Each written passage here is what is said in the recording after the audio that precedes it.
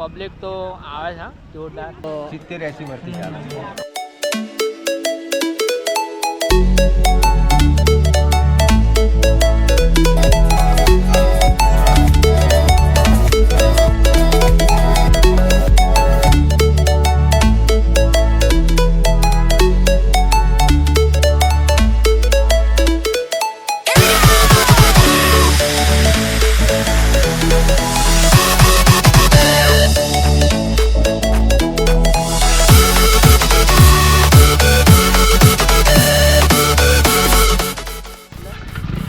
પહોંચી ગયા માતાજીના મંદિરે જઈએ દર્શન કરી આવીએ.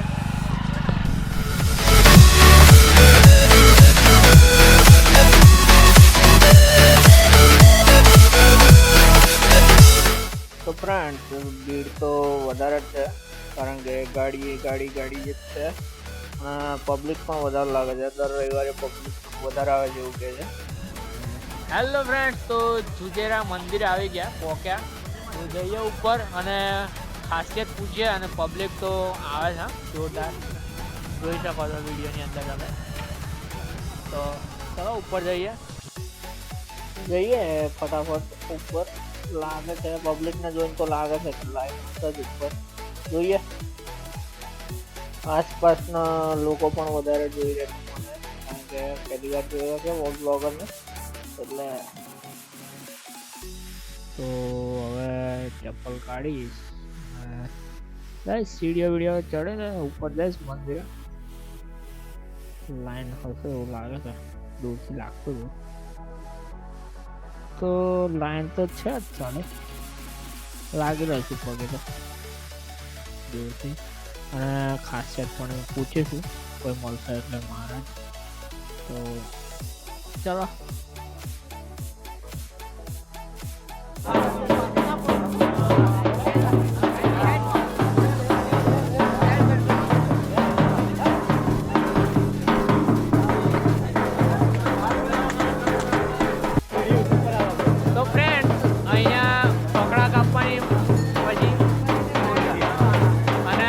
કાપવાની બાધા રાખે છે અને એમની બાધા પૂરી પણ થાય છે. તો આ જોઈ શકો છો તમે.